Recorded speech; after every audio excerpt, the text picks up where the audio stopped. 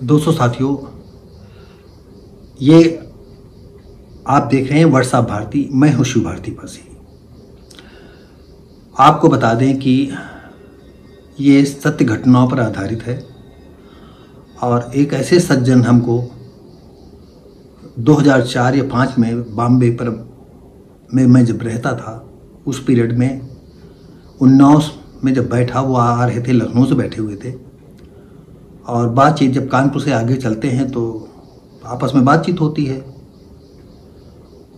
तो हमने उनको सारी बातें बताई कि मैं एक ऐसा राइटर हूं जो कि मैं प्रकाश में नहीं हूं, अंधकार में हूं और मैं बॉलीवुड में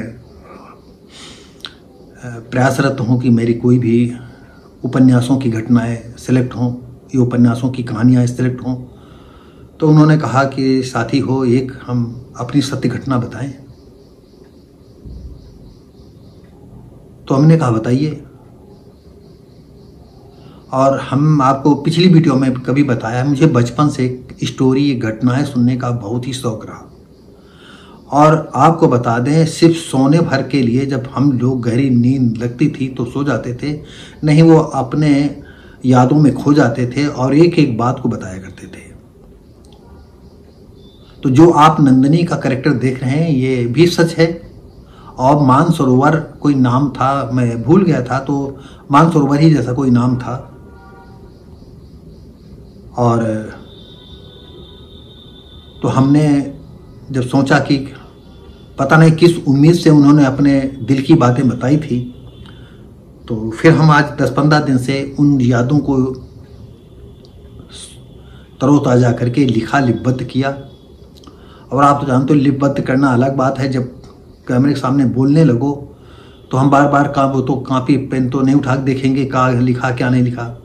तो आपको और बता दें, उन्होंने बताया कि कुछ बातें हमारे जो है समझ में आए कि इसमें सुधार हो रहा है। तब हमने ये सोचा कि क्यों ना इसको हम एजुकेटेड करके समाज में ये प्रदर्शित करें या दिखाएं कि जिस लड़की को हम भगा करके ले गए थे, हमने उसका जीवन बना दिया है। अब एक घटना आपको बता रहे हैं कि जिस मकान में रहता था, लखनऊ का किनारा था और पास ही से खेत थे और अभी सारे मकान एक कब बनते जा रहे थे, लेकिन बहुत स्लो स्पीड से बन रहे थे। और वो मकान कच्चे गारा से जुड़ा हुआ, मिट्टी से जुड़ा हुआ था। पक्की ईंटें तो थी, छत पक्की थी, लेकिन प्लास्टर नहीं हुआ था। और पानी बरसने के बाद जो छत से पानी निकलता था उससे गारा धुल गया था। एक तरफ 9 इंच की दीवार थी और दूसरी तरफ जो है 14-14 इंच की दीवार थी। तो जो 9 इंच की दीवार थी उसमें गारा इस तरह धुल गया था। सब ईंटें एक के ऊपर एक जहां पानी गिरता था वो। तो उसने देखा कि जो है कि अभी नंदिनी टॉयलेट के लिए बाहर गई है, लेटरिन के लिए, और ये बगल का एक और लड़का था, मानसरोवर की हम उम्र का, और बनियान पहने, लुंगी लफाया और फांगते चला जा रहा था, हाथ में लुटा रहे। क्योंकि ज्यादातर लोग पहले बाहर ही टट्टी फिरा करते थे। बाय द वे किसी के यहाँ टॉयलेट थी नहीं, तो ज्यादातर गांव के किनारा था तो बाहर मैदान फिर लिया करते थे। इसको लगा कहीं ऐसा तो नहीं ये नंदिनी के चक्कर में गया हो, क्योंकि नंदिनी की लिफ्टें जो है लगातार जारी थी। तो उससे जो ईंटें गरी हुई थी उससे देखा कि जो बगल का लड़का था अशोक, वो लंबे लंबे ढक बढ़ता जा रहा था। अब उसने जो है उस झरोखे से जो मिट्टी ईंटें रखी थी, उस झरोखे से वो साफ देख रहा था। समय का 3-4 बज चुका था, गर्मी के दिन थे, खेत कट गए थे और उस झरोखों से जो दरारें थी उससे वो काफ़ी दूर तक देख रहा था कि नंदिनी खेतों से मतलब टॉयलेट करके वापस आ रही है और ये जो है उसी मेड़ पर ये भी जा रहा है, वो उसी मेड़ से वापस आ रही है। अब इसके दिल में उथल पुथल मचने लगी कि देखें क्या ये जो है इसकी हरकतें होंगी, कि रुकेगी, बतलाएगी। तो इसने देखा झरोखे से कि 3-4 मीटर की पहले ही से जो है नंदिनी ने जो है खेत में जो है कदम रख दिए और 3 मीटर दूरी से फासले से फिर मेरे पर आ गई। भाई प्रेमी को क्या चाहिए, पति को क्या चाहिए, वो देख करके गदगद हो गया। उसने सोचा कि शायद अब ये जो है सुधर रही है।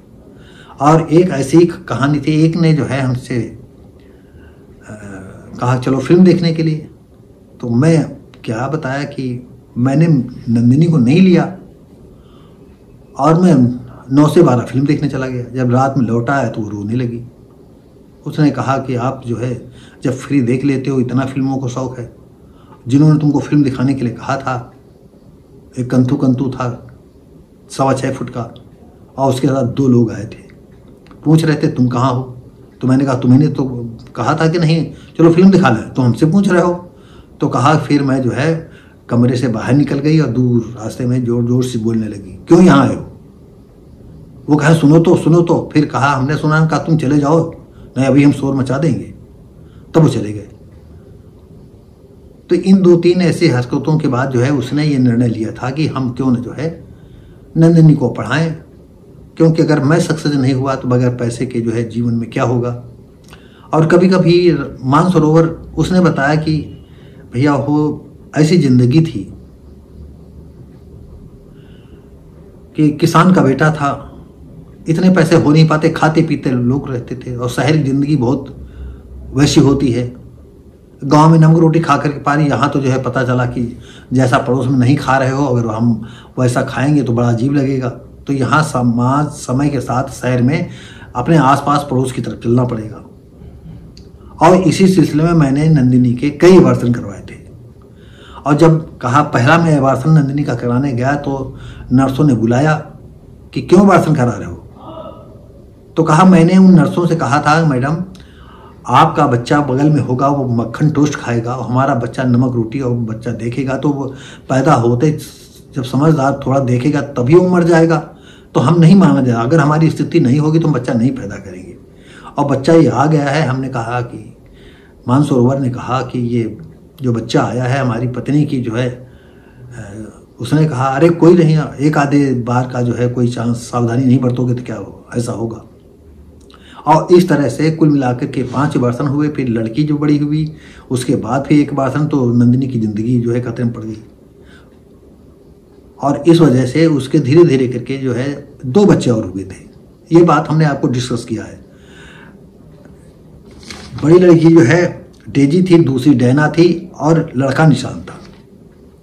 और हमने पिछली वीडियो में ये भी बताया था कि वो बम्बई से लौट करके आ जाता है। और जब नंदिनी या डेजी, नंदिनी जो है 12-13 साल की थी ही, और शायद नंदिनी डेजी जो है 15, 16, 17 साल की हो गई थी। एक दिन बातचीत में डेजी ने कहा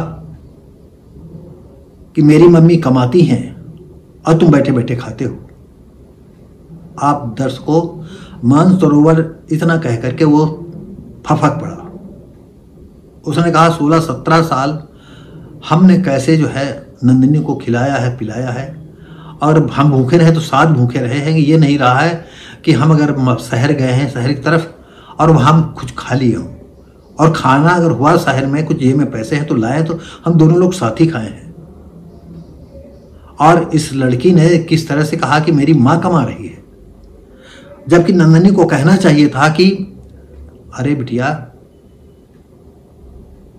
इस लायक तो हमको इन्होंने बनाया है, ये क्या कह रही हो। ये अब गुस्सा में कहती कमीनी क्या तू बोल रही है। लेकिन नंदिनी जैसे कहलवाना चाहती थी कि तू हरामी है, तू बिल्कुल बेगैरत है, आज मेरी मम्मी के टुकड़ों पर पल रहा है। यानी नंदिनी कहलवाना चाहती है आज तू मेरे टुकड़ों पर पल रहा है। आपको बता दें, वो जानता था कि ये जो है चाबी कहीं दूसरी जगह से भरी जा रही। वो जानता था ये नंदिनी ही चाबी भर रही लड़की को। और आपको बताएं, जब ये 12-13 साल की थी तो एक बार इसने किसी बात में, थोड़ी बहुत बात ऐसे नॉर्मल, क्योंकि हम लड़कियों से सीमाओं में ही बात किया करते, और जहाँ हंसी खुशी सब लोग साथ ही लेटते थे, छोटा एक कमरा था उसी में लेटना। तो इसने कहा था तुम फादर के नाम पर कलंक हो। आप जरा सोचिए, हम दर्शकों आप लोगों से कहना चाहते हैं, क्या लड़की किसी अपने बाप को ऐसा कह सकती है कि तुम बाप के नाम पर कलंक हो? मेरा अपना मानना है लड़की वो कलंक कहे कि जो रात या उजाले में अपनी लड़की को हम बिस्तरी करना चाहे, या लड़की को कुनेत्रों से देखे, लड़की को हैवानियत की नजरों से देखे, लड़की को उसके साथ उसके शरीर से खेलना चाहे, या लड़की को बेच ले, या लड़की से धंधा कराए, उसी को कलंक कहा जा सकता है। लेकिन नंदिनी ने एक बार भी नहीं कहा कि तू नालायक क्या कह रही है। हमने सिर्फ इतना कहा लड़की से कि अब इसके विषय में हम नहीं बता पाएंगे कि कलंक किसको कहते हैं। बच्ची लड़कियां जो है अपने बाप को कब कलंक कह सकती हैं? तूने मुझको ऐसे कलंक कह दिया। हमने कहा तू अपनी माँ से पूछना कि कलंक किसको कहा जाता है। अब पता नहीं माँ ने, नंदिनी ने कभी बताया कि नहीं बताया कि ऐसे शब्द कब प्रयोग किए जाते हैं। आप ये सोचेगा कि नंदिनी जैसे पुराने मारपीट का हिसाब का लेखा जोखा सब जो है डेजी में भर दिया हो, और डेजी एक एक करके जो है बदला ले रही हो। पहले उसने जो है इलेक्शन में जब वोटों का इधर उधर वो नंदिनी दूसरी का वोट दे आई, वो दूसरी का दे आई, तो मानसरोवर ने सोचा कि आज हमारे घर में दो विचारधाराएं पैदा हो गई हैं, और उसने नंदिनी को एक थप्पड़ मारा, और एक थप्पड़ मारने पर उसने तुरंत हाथ उठा दिया। जितनी ताकत उन्हें धड़ाक से मार, और मानसरोवर को ये विश्वास नहीं था कि लड़की भी हाथ उठा देगी। ज्यादा ज्यादा ये कहती कि पापा हो, दादा हो, काका हो, बापू हो, क्यों मार रहे हो मम्मी को? ऐसी क्या गलती हो गई? ऐसा ना करो। मानसरोवर ने इसलिए भी हाथ उठाया कि देखें अब ये बर्दाश्त कर पाएगी नहीं कर पाएगी। और हुआ ये, वो चाहे जैसे बर्दाश्त की हो, लड़की ने उसका जो है तुरंत ही हाथ उठा दिया। हमने आपको बताया होगा पिछली वीडियो में कि उसने सोचा कि ऐसी लड़की को मार डालना चाहिए, और एक बड़ी सिलौटी थी जिस पर मसाला पीसा जाता है, उठाया, उठा पहले मारा, गिर गई। जब मारते एक थप्पड़ मारा, गिर गई, एक दो थप्पड़ मारे, तो उठा सिलौटी नंदिनी ने पकड़ लिया।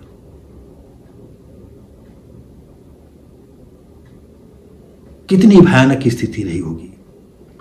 तो दोस्तों साथियों, अब आपको हम बताएं कि कभी नंदिनी के पैरों में चोट आई है या दुख रहा है तो सर चपाया है, पैर चपाए हैं।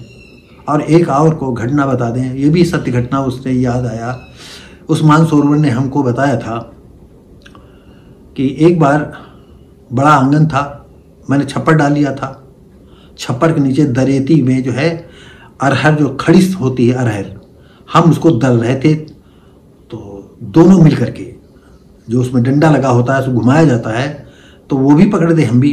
बगल का एक लड़का था, वो था तो लंगड़ा लेकिन बहुत ही खबीस था। उसने कहा, अरे भारती भैया ये तुम क्या कर रहे हो? सॉरी, अरे मानसरोवर भैया ये तुम क्या कर रहे हो? कहा क्यों? कहा अरे तुम अपनी इज्जत न करो तो न करो, लेकिन आदमियों को क्यों बेइज्जत कर रहे हो तुम? मानसरोवर ने कहा, अरे बताओ तो इसमें क्या तुम्हारी बेइज्जती हो गई?